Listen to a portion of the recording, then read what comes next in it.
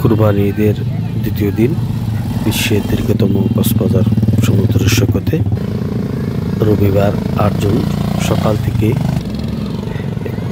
এখানে পর্যটকদের ভিড় জমিয়েছে।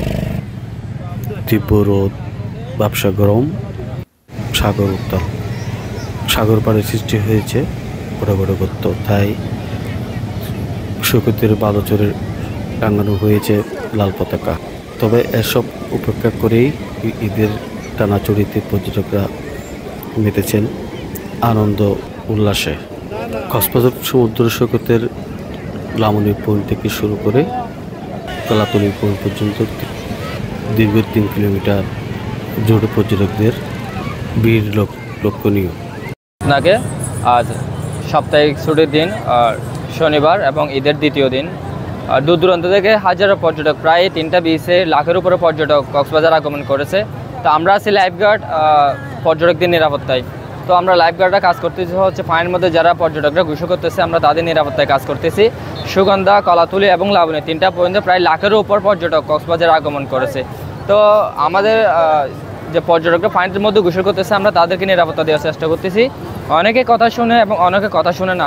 যারা কথা শুনে না আমরা তাদেরকেও দেখে শুনে রাখতেছি, তাদেরকে আমরা সেফটি মেসেজগুলো দিচ্ছি, বোঝাচ্ছি তাদেরকে যাতে কোনো বিপদে না পড়ে। আমরা অলরেডি এখন হচ্ছে আপনার কিছুক্ষণ আগে রেড ফ্ল্যাগ ছিল, বিপজ্জনক ছিল, তখন আমরা এখন রেড ফ্ল্যাগটা নিয়ে নিয়েছি এবং সেফ জোনটা একটা দিয়ে দিয়েছি। আমরা red and yellow colour flag দিয়ে দিয়েছি যাতে পর্যটকরা গোসল করতে পারে।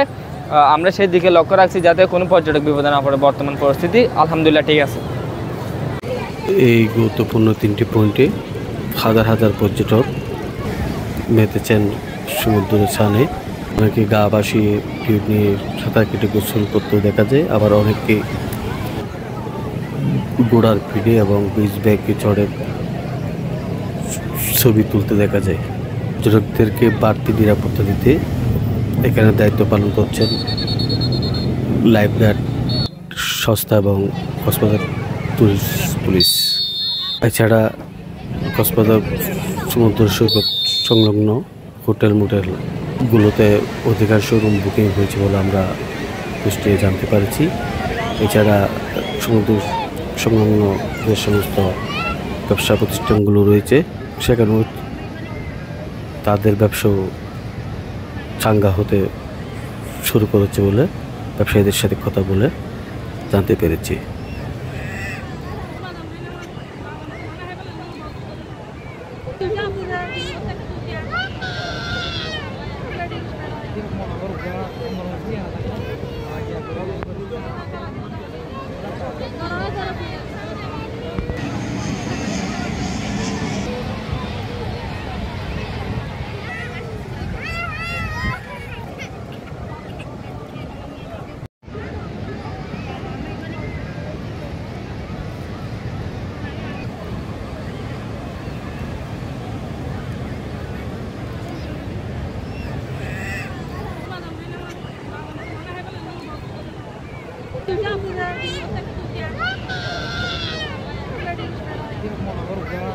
Ya,